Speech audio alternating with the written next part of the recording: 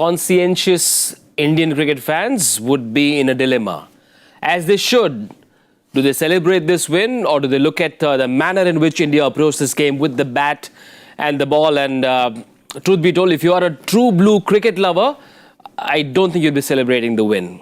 Or would you? Should you? I don't know. We'll let our experts tell us. Harsha Bhogle and Rohan Gavaskar in the house on Cricbuzz Live. What was it? You know, many years ago, I was hosting a program with Saurav Ganguly, and I asked him, similarly, I did an intro and I asked him, and he said, "You've been around for a long time. I want to hear your opinion first."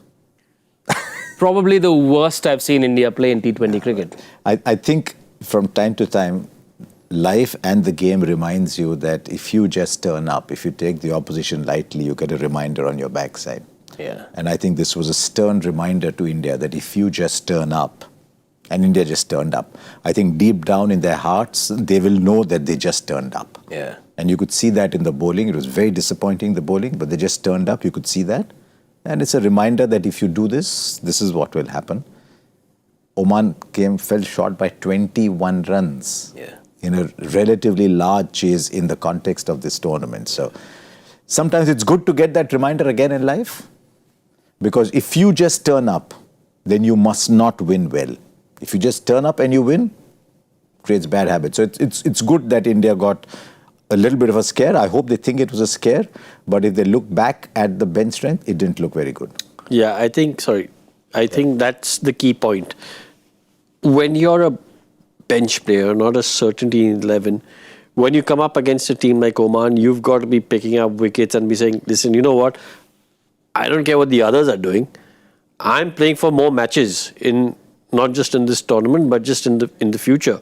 And if you look average against Oman, or you don't look threatening, there are many games where you'll bowl really well and not pick up wickets.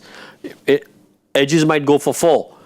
And the selectors will see, okay, yeah, he's bowled well, he's been a little expensive, but, fine, he's bowled well.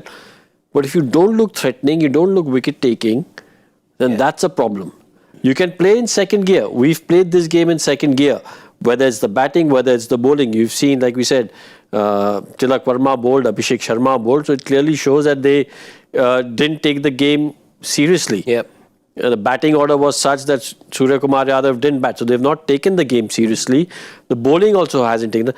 But the main bowlers, not Suryakumar, not Abhishek Sharma and Tilak Verma, the other ones will be thinking, you know what? These Omani batters were 20 short of what would have been a historical victory for them. Well, this match summary truly paints a sorry picture if you're an Indian cricket lover. Yes, it was a win, but I don't think it should count as a W, at least mentally or emotionally, psychologically, in the minds of the Indian players. Oman, full credit because they really gave it all they could. Sadly, short in experience and therefore couldn't close the game. Amir Kaleem, Kaleem Mirza, outstanding innings from both of them. They backed themselves to score those runs. Unfortunately, fell short by 21 runs. And I'm sure India can't use the words "we were experimenting" to justify this kind of approach. No, because if you're in the top 15 of the world's best T20 side, then you should be in the top 5 or 6 of most teams around the world. Yeah. So, no, you cannot say we were experimenting, because all the players playing today were in the top 15. And I think the lesson for India was, I don't know if batting became easier as it went along. You're watching on TV, you don't always get a great idea. But Shivam Dubey's 3 overs for 31. Harshit Rana's 3 overs for 25, which is marginally better than some others, but he never looked threatening once. The 3 overs, the last over was slightly better than the first 2 as well. And I think he'll heave a sigh of relief at the bright point in India's fielding with Hardik Pandya picking up that fantastic catch. Otherwise, that's a 6 and you've still got a set batter batting against you. So I thought even Kuldeep looked a little off. Arshdeep looked a little off. And that can happen sometimes if, say you've already got your A grade and you're going to give an exam and you just turn up and you suddenly come away and you find you don't know the answers. That's what happened today. Just not so in the recent past, just to go further with you saying India can't give the excuse of experimenting. Manchester United lost to Grimsby Town. And a lot of fingers were pointed at the manager, Ruben Amorim. My point is, in that game, if Manish Batavia, Rohan Gavaskar, Harsha Bhogle were managing, Manchester United still should have won. Yeah. It didn't really matter. When you're playing, the gulf between the two teams is such that it doesn't matter who's managing. The players have got to go out there and win the game. Similarly, whatever experiments you've made, that margin of victory should have been 50? better. 50, 60 runs? Yeah. Yeah. On a pitch like this, 188, they should have been 120, 130, not... I somehow personally, I feel stupid because in our pre-game show, the top story was India dominant force in white ball cricket, in T20 cricket. Look, if this game happens again and India turn up proper against game, they'll win this by 70, 80, 90 runs. More. Because I think India will score 220. Yeah. They'll score 30, 40 more runs and they will restrict Oman to 120. See, the thing is, what happens is sometimes in a game like this, right now, when the camera was panning into the dugout, the expressions and the body language of the coaching staff, they looked a little disappointed. Yeah. They weren't happy, cheery faces. Yeah. Right? Even though you're experimenting. The coaching staff looked Indian coaching staff looked a little disappointed. It looked like, what's going on? And in a sense, maybe because India's played this game in second gear, we won as everyone knew we would because, it was just one of those. It still raised a few more questions than given you answers. Yeah, exactly. What were the questions they were trying to seek answers to? The batting order was strange. Suryakumar Yadav didn't bat. Abhishek Sharma bowled. Shivam Dube bowled. What was happening? No spin in the power play. Yeah, so I think sometimes in games like these, you try and say, okay, let's see how our plan B will work. And so you go in with what would have been plan B on another day. Yeah. And that is why the message coming through is that plan B looked a little fragile. Yeah. It looked a little fragile. But I'll come back to that example of you already got an A grade and you're going for an exam. Yeah. You don't say, "Arey, ye aayega kya, ye aayega kya, ye aayega. Chalo ek baar padh ke jata hu." Yeah. I think it was that kind of game. Chalo ek baar padh liya, haan theek hai, chalo, kar lete hain. That kind of game. Well, see, if this was, in a sense, a lot riding on this game, first of all, India wouldn't have batted first. They would have won the toss and fielded first. Yep. And the game would have been done and dusted there. Yeah. In a sense that you would have probably, at that point, you don't have 188 to defend, you're bowling first, you're likely to skittle them out for a lower score and then your batters go and do the job. Yeah. So right from the toss and the decision to bat first, it was a sense of, listen, we're playing this game in first or second gear. We're not really going to exert ourselves. Right. On what was a bizarre day, let's be the typical optimistic Indian fan and search for positive. There was one. A man that opened the innings for India, Abhishek Sharma, with his innings of 38 or 15 balls with that terrific strike rate of 253 is our number one player, powered by Kajaria, India's number one tile company. This is the man that showed the kind of attitude that the Indian T20 team is known for. Yes, and he played well. All I'm saying is, if India had come into this game in a must-win situation, they would have played very differently. They just turned up. But Abhishek Sharma is in such good form. I love his bat swing. Comes beautifully. And as a result, even if he is not there, still hitting the ball well enough to get it to land in places where there are no fielders. And I think in his mind, he's very clear. I'm going to play like this. And when he plays like this, there will be days when he gets 38 from 15 balls. There will be days when he gets 140 balls. But he can't feel, I only made 38, because if he starts to think like that, he won't make 38 and 15. So I think we also have to understand that he's that kind of player. He gave you that start. You take him away, you made 150 from 105 balls. Which is pretty much par to what the opposition did. We all remember the first two deliveries he faced off Shaheen Shah Afridi in that game against Pakistan. Once again on Sunday, with this kind of clarity of thought and intent, he is the danger man. Oh, without doubt. I mean, he's the guy who's going to get you off to a good start. If Abhishek Sharma, one thing you do know is that if he bats for 10 overs, it's not going to be, the score's not going to be 55 or 60. That's one thing guaranteed. So look, he's reliable, durable, pretty much like Kajaria's tiles. So no wonder he's a number one player. Looks stylish as well. He's got something about that bat lift and very UV-esque, isn't he? He looks stylish, but don't look at me. I don't understand style. But he looks very stylish. But he's reliable. He is durable, as you said. These are the virtues that we can use for Abhishek. Yeah, look, listen, like I said, he's a match winner. Yeah. More than anything else, he's a match winner with oodles of X factor. Yeah. The beauty of this Indian team is you go from, someone like Sanju Samson. We pushed him up because he wasn't getting a chance to bat. What a match winner he is. This team is chock-a-block with match winners. And that is why we are such a strong unit. Yeah. It's not about just, consistent performers. Yeah. Well, you can be a consistent performer. But these guys, just the way they bat, I said this in the show yesterday. I said, you've got to judge people on their good days. Yeah. Not on their bad days. Because, you can get a 0, I can get a 0, Harsha can get a 0.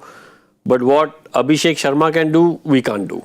When Abhishek Sharma can get a 0. But when Abhishek Sharma gets going and bats for 15 overs, none of us can do that. He finishes the game, yeah. So you've got to judge players on their good days, not on their bad days. And Abhishek Sharma, when he gets going, there's no stopping him. He's clearly earned that trust from what he's done in the IPL. Gautam Gambhir and Suryakumar Yadav trust him to be the main man. If you want him to play these kind of innings, you have to trust him. Yeah. Because if he is going out in two minds thinking, top edge laga to, if I get caught at long on, then his bat swing will get affected because in his mind, he's not free to play those shots. Yeah. So with players like these, you give them the freedom and you accept that some days it may not come. But as he said, when it comes off, he'll win you the game. Yeah. So that is why you look at players like those and yes, style quotient, good. We also mentioned how Yuvraj Singh seems to have had an impact. That bat swing reminds us of Yuvraj Singh as well. And as it turns out, it was this day that Yuvraj Singh hit those 6 sixes against Stuart Broad. But today, in which over? 19th over. 38 of 15, 5 fours and 2 sixes. And that means 32 of those 38 came off the big shots. There is Abhishek Sharma versus Oman. This innings made him our number 1 player, powered by Kajaria, India's number 1 tile company. We have to talk about the two men from Oman that made a match out of this, came very close to embarrassing India. They fell short just by 21 runs. It was the kind of display that will perhaps be remembered in their families, in their country for a long, long time. Amir Kaleem and Hamad Mirza, you spoke about him as well. Because I saw him make 27 of 23 against Pakistan in a total of 65-67. And he just looked a cut above everybody else. Yeah. And even today, I know that Amir Kaleem has made 64 out of 46. A little slow to get off the blocks. Yeah. Whereas Hamad Mirza has just come in and he's owned it. I love the 2 shots he hit of Kuldeep. Yeah. Straight up there, straight up there. Strike rate of 154. Yeah. I was just checking on the Cricbuzz app. Yep. Yeah. Strike rate of 154. Which is what you're looking for. 150 is a 180 game. Yeah. 154 a little bit more than that. So he struck at the rate at which you need to go to win a game. Yeah. And against, what I'm trying to say is this is against an Indian attack. And this is not Oman's number 1 team, remember. They've had all their troubles. Yeah. So this is something for Oman to be proud of. But it's also, they will also be aware that their opposition just turned up. And sometimes, as I keep saying, and we must remember that all our lives, if you just turn up, this is what will happen. You still win because you're that good, but if you just turn up, this is what will happen. And Hamad Mirza made the bowling at times look a little not quite there. Amir Kaleem, 43 years of age, not sure how many more opportunities he'll get at this level against big teams. He'll like play another 20 years if he's going to bat like this. He got a couple of wickets too. Yeah, I've just been told that Suryakumar Yadav was seen in a huddle with the Omani players. That's a sight that we want to see, players from bigger teams sharing some insights with these younger, or not younger, but other players from other teams. It's a good sight, isn't it? It's a great sight, but I'm a firm believer that this should be done in the dressing room. Okay. Yeah, I mean, if you're sharing insights and if you're, passing on, wisdom and passing on, a little bit of advice, as you should, as the big brother should, you can do it in the dressing room as well. Yep. It happens very often in the IPL. We see that, don't we? It's amazing how, I remember going to a post-game presentation and after it was over, I thought I'd say hello to MS because just have a little chat. There was no chance because literally there was a queue. Every 2 or 3 meters, there was a young kid waiting there and he would spend 2 or 3 minutes with one, then go to the next and go to the next. But that's something that happens in the IPL a lot. Yeah. That the rivalries melt after the game is over. That's one of the great things about our game. The rivalries melt after the game is over. And then we're all part of a giant village. And that's one of the good things about it. these days they become social media videos as well that do go viral. I hope that's not the reason they were doing it, though. I hope so too. No, But I don't think that would be the reason. I correct. think It won't be. It won't be. knowing it's just a good site for fans who consume knowing such Surya, content. knowing Surya, and you know how that. I don't think that's No, the of course. reason. Yeah. I think it comes from completely genuine, clean intentions. But I just think, see, the difference between the IPL, what you spoke about, is that you're speaking to one person and one person and one person. I haven't seen this image, but you've said if it's a huddle, it's like a team meeting. Yeah. And if it's like a huddle on a team meeting, then you can do it much better in a closed environment. Okay. The point I was trying to make, you can do it much better in a closed environment because they've got your attention. You're all not worried about what the cameras are picking up or what you have to say. Yeah. When you're going one-on-one with someone, then you're on the field and, after the game, people are coming up and talking to you. That's different. Yeah. But if it's like a team talk, then it's much better in a closed environment. This is more like after-school extra tuitions from someone who's playing at a different level. Good to see Suryakumar. Or like it happened to us, if we got 52% marks, we went and asked the guy who got 85% marks, yeah, tune kya likha? Kuch to seekhenge. Right. What about this bowling card? I'm not too sure how to analyze this bowling card because I think 8 bowlers used by India. Yes. I'm quite surprised Suryakumar Yadav didn't bowl. It was an opportunity to check out. Give Abhishek Sharma an over, give Tilak Verma an over. Just check out how are you looking. Suppose I need to use you in an emergency somewhere. Though I think if you go down to Tilak Verma, you're in trouble anyway. I think the problem would be Shivam Dube. I think they would have liked. He said, "Okay, you're bowling 3 overs today," Yep. and I think he would have wanted a little bit more. One of the things I didn't see enough of was taking pace off. I just wondered if the ball was getting a little wet. Whether there were towels, but I don't know if they're wiping the sweat more with those. Yeah. But I didn't see a lot of pace off the ball, which I thought I would see a little bit more. One of the good sides was to see Arshdeep Singh get that shape back in, especially at the start. He was showing why he's so good. 100 wickets, by the way, the first Indian to get 100 T20 international wickets. I'm just putting that coffee mug down because I want to have both hands to clap. Yep. Yeah, I mean, look, it's and in 64 matches. So we were speaking about this off air, and Harsha was saying, look, to get 100 T20 wickets in 64 matches is excellent. There's another point that Harsha made, which I'll let him elaborate on. No, I'll let you elaborate on the fact that it's not these wickets haven't come against minnows. So. So he's got, we just checked, our producer just told me, 4 wickets against the US, but it's not that he's gone and got 22 against Zimbabwe and 13 against Oman and what. He's got them against proper teams. And you're taking 1.5 wickets a game. You could say that he bowls the death overs, you get more wickets in the death overs, all that is fine. But listen, 100 wickets in 64 games, you're a serious bowler. It was a year ago, he was the T20 player of the year. The T20 bowler of the year, whatever it was. 18 against South Africa, 14 against T20 powerhouses West Indies. So clearly he's a proper bowler. He's a proper bowler. We have to look after Arshdeep Singh. Because if he's going to be left out at the drop of a hat for somebody else, because you're only using spin, I can understand tactically you need to use that kind of lineup to win games. We did that in the Champions Trophy, we did it here. But Arshdeep Singh has got to believe in his inside that he is important. He's far too good a bowler for us just to let him get disillusioned or disappointed, whatever. Got to look after him. It's a funny game where one team, the same team, has to find 2 different ways to look after 2 assets in the same department. With Jasprit Bumrah, you're looking after him by not playing him. With Arshdeep, you're looking after him by giving him more games to play. So it's, they're both bowlers, both quick bowlers, both assets to the national side, but you have to treat them and, like I said, look after them in exactly opposite ways. One by giving a bowler rest, and one by saying, listen, no, here, we'll give you a few more games. I suppose combinations not allowing him enough games, and who knows, maybe he'll work enough on his batting for him to change this scenario. Let's take a look at the points table at the end of the group stage. Where do things stand? India finished A1, Pakistan A2. Goodbye to UAE and Oman. That's where things stand. India and Pakistan will, of course, feature in a game in the Super Fours, and if all goes well, who knows, maybe an India-Pakistan final. Maybe. What time will it start? And what time will it finish? Hopefully on time. I only hope. This tournament has seen far too much that is forgettable. There's been far too much off the field, far too much posturing, far too much. It takes away from the game. This game is bigger than all of us. So I only hope now in the second half we focus on playing the game rather than all the other things that we unfortunately have seen so far. A friend of mine sent me a joke. I don't know where. I don't know if it was on Twitter, where or some social media, but he said this is like one of those desi weddings where someone or the other is naraz.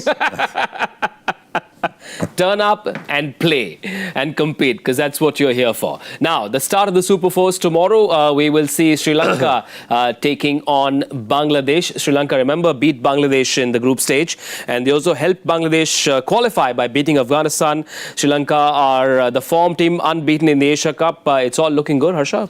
I'm looking at the Sri Lankan side, and I'm saying, what on earth are they doing, having a record as ordinary as they did coming into this tournament? Yeah. Because this is a proper side.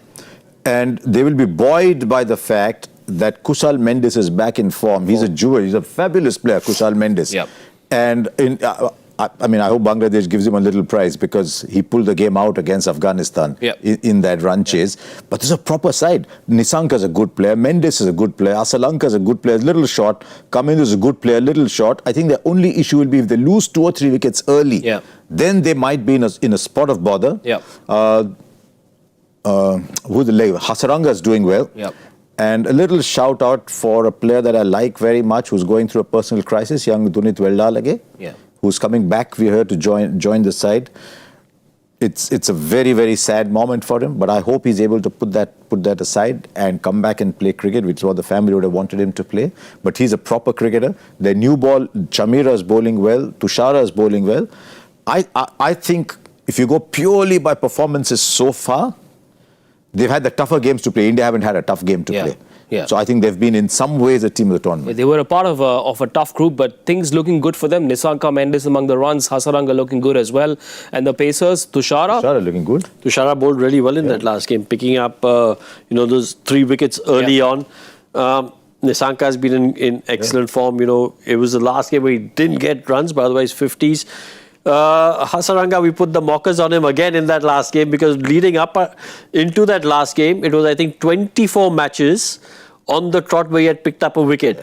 We brought it up, and it was the one game where he didn't pick up a wicket. So, they're looking very good. They're looking, but, as Harsha said, from all of us here at Cricbuzz, our deepest condolences to, Dunit and his family. Yep, he did impress one and all. The last time we saw a multi-nation tournament in the UAE, Dubai does offer a fair bit of assistance to spin. Do you see Veldalage playing? Either him or Tikshana, one of them. They will play two. They will play 2 spinners. The advantage with playing Veldalage, he's not going to get hit for 5 sixes again. But the advantage of playing him is you get a batter down the order. If you remember in that Asia Cup you talked about, he actually went and scored runs too. Because they need that batting down. I think if they lose early wickets, suddenly you're into Shanaka, Hasaranga. So you need a little bit of batting down there. So I think it'll help them. But that really is a call they have to take. What state of mind is he in? Is he able to come out and focus and give 100%? Is he the kind of guy who will say, right, I found a reason, I'll go and do well? We don't know all that. We're too far away to know that. But if they find he's not in a state of mind, I think they'll need to play a second spinner in Dubai. What about Bangladesh? They made 4 changes in their last game, and they somehow managed to scrape through to the Super Fours. Up top, good news for them. Harsha, Saif and Tanzid, 63-run opening stand versus Afghanistan. All goes well, but Litton needs to score a few runs. He does. But Tanzid scoring runs is good for them because he's a nice, bright, aggressive player. So Tanzid Hasan scoring runs for them is good. Litton Das scores runs. Suddenly they start to look a different side. But they need an enforcer in the middle. You see Suryakumar Yadav does that for India. He, in the middle overs, he goes and gives you a great strike rate. I think they're struggling through the middle in that side, and they need someone through that middle to do runs for them, and that is Litton and Tawhid Ridoy. Maybe they also left out Parvez Hussain Imon. And Parvez is, if you have a look at the numbers over the last few games, Parvez is the one player who's going at a strike rate of 150. All the other batters, their strike rate is well below 150. So if you're looking at that one enforcer and the one guy who's going at a strike rate which is acceptable in 2025 in T20 cricket, that's Parvez, who didn't play the last game. Jaker really is an option as well. What about the bowling? Would they bring in Mehdi Hasan as an extra bowling option? They could, I guess, but that's a marginal call, I think, that they will take on the morning of the patch. Look at the fact how many left-handers does Sri Lanka have. Do I need another off-spinner in the side? So those are factors that they will look at. Those will be places 10, 11 that you take a call on based on the conditions just before the game. So generally in a team, when the selectors are selecting a 15, they're basically not selecting 15. They're selecting 2 players because you're 12, 13 players are automatic selection, sure. and there's a debate over 2 players. Yeah. The same happens when you're picking an 11. Yeah. Your 9, 10 players are certainties, and there'll be a debate over 1 or 2 players depending on the conditions. Is this pitch conducive to quick bowling? Is this pitch conducive to spin bowling? Yeah. Do they have more left-handers? Should we go with an off-spinner if it's a spinner? Yeah. Is that 1 or 2 spots only? It's not like a big, Tuskin didn't play the last game, right? Yeah, they made 4 changes in that last game. So he didn't play the last game. Was that because he was rested or because he was injured? I'm not so sure. Yeah. But No, couldn't have otherwise, been rested because it was such an important game for them. yeah, there you go. Couldn't have Do or been. die. So because if Tuskin is bowling well, So Tuskin, Tanzim Hassan Saqib, Shoriful Islam, Parvez Hussain Iman and Mehdi Hasan went out. yeah. So if they're all at full strength, Yeah. Tanzim is a good bowler. Fizz is getting found out a little bit, I fear, but he's a good bowler, and Tuskin is a good bowler. So those 3. But if you play those 3, then there's only that much spin that you can play. So that is the call that they will take. Should we go in with 2 quicks and have an extra? Tanzim came on as a sub on the field, so that means he wasn't injured, and I suppose he will. He was probably being rested. Yeah. He's a good bowler. Right. The other subplot is that Bangladesh have not beaten Sri Lanka in T20 internationals in the UAE. A word for their fans as well, Rohan. This is a team, a set of fans that are extremely passionate. This is the Nagin Derby. There'll be a lot of interest, and you want to see Bangladesh do well for the overall health of Asian cricket. Well, you'd want all the Asian teams to do well for the overall health of Asian cricket. But right now, at the moment, it's India and then the rest of the team. So you want all of them to do well. The fact that, and Saimi alluded to this yesterday, is the Super 4 is India, Pakistan, Sri Lanka, Bangladesh. It's a throwback to the old days. Sure. Where these were your 4 sort of big teams, who would consistently be right up there in the top 4 in the semi-finalists or whatever. So it's a throwback. And yes, for Bangladesh cricket, like you said, the fans are extremely passionate. Yeah. You want passionate fans. You want to see a little bit of spice in games. Sri Lanka, on the other hand, have been playing fabulous cricket. So for Bangladesh to win tomorrow, in which they can, they're going to have to play at the best. Yeah. Not because of anything else, but simply because Sri Lanka are playing super cricket. Yeah. So when you come up against a team which is in excellent form, you know that you can't slack. You know that you can't be playing at 80%. You've got to be playing at 100%. So that's the hope that the Bangladeshi fans will have. I suppose the fans are telling the team, give us a few more stars and heroes to look up to, and that's what the expectation is from this team. And be a little realistic about those expectations as well, but fans cannot be, because fans are necessarily irrational, as we are when we watch games. When we're not talking about a game analyzing, we're irrational too. But I think over the years, Bangladesh have disappointed a little bit more than they have given joy. Yeah. So they'll be hoping that they can provide a little bit of joy. I think they'll also benefit from the fact that it's an interesting tournament. What happened till today is now history, doesn't count. Yeah.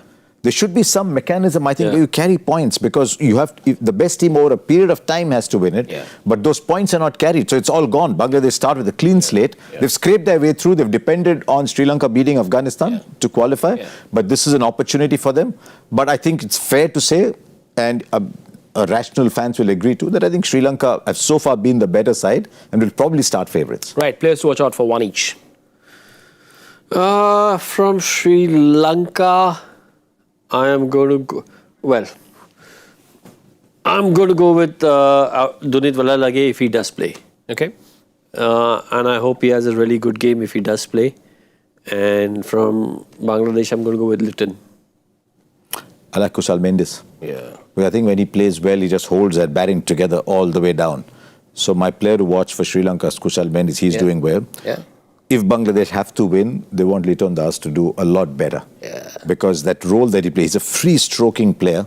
He can provide those runs through the middle and through the power play. So I think if he's doing well, they both play fairly similar roles. Kushal has gone up to the top of the order. Liton Das opens sometimes, bats 3 similar roles. So for me, those 2 as well. Player to watch out for on the prediction table is Mr. Gavaskar. Where? He plays Today- fewer matches, but he does well. Largely. No, Today, all of us got it wrong, sir. But I got it wrong thanks to India sending Harshit Rana and Arshdeep Singh and The problems of the rich, man. The Kuldeep problems Yadav of the instead of rich. Suryakumar Yadav. Crazy. Send That this is why clip you must to- be in the position I am in. No worry at all. Dekha do bhai. who's where on that prediction points table. The Guezzing game leaderboard. Miss Khair is just born to be right up there. One of our top rankers. Rohan Gavaskar at 2. Simon Dole, I think he's done with his stint. Yeah. He'll stay there because of how the format is. DK needs to buck up. And No, he doesn't. He doesn't. He's all right there. my player to watch out for on Cricbuzz is Mr. Bhattacharya. He always troubles us with tough questions. Today, also, although we sort of managed to crack it, right? Yeah. Let's bring up the question once again. This is about, there it is. If Mohammad Nabi hit the most sixes in the 20th over of a T20 international last night, who has hit the most sixes in the 19th over of a T20 international? And the answer is... Only one. Yuvraj. Yuvraj Singh. Yeah. Durban. Yuvraj Singh. Durban, yes. It's interesting how the game has changed since 2007. He didn't try and bowl a slower ball. He didn't try and bowl a wide Yorker. He just kept bowling the same ball. Yeah. Overpitched a couple of times. See how the game has changed from then. If Stuart Broad is to bowl the same over today, for a start, he may not get picked. Yeah. For all his greatness as a test match bowler, but he'll bowl one slow ball, he'll bowl one wide Yorker, he'll probably bowl one short, he'll bowl different things. But see how the game has changed. He just bowled the same things. And also, if he had to bowl it now with all the experience he has, he would probably bowl it differently. Andrew Flintoff should not have said a word that night, but that's okay. India loved it, no problem. Who is the one who got the answer right? Let's bring up the winner's name very quickly. Neha Dhakras, I hope I pronounced that surname correctly, at Neha SD 2010. Well done. Well done. Well done. She's probably also the quickest. Because a lot of people would have got that answer. So she's not only the best, but also the quickest. Yep. She's also the quickest. Right, very quickly, we're going to just leave the studio because we've got to come back at 7:30 tomorrow for Sri Lanka versus Bangladesh. Cricbuzz Live, 7:30 p.m. See you then. Bye-bye.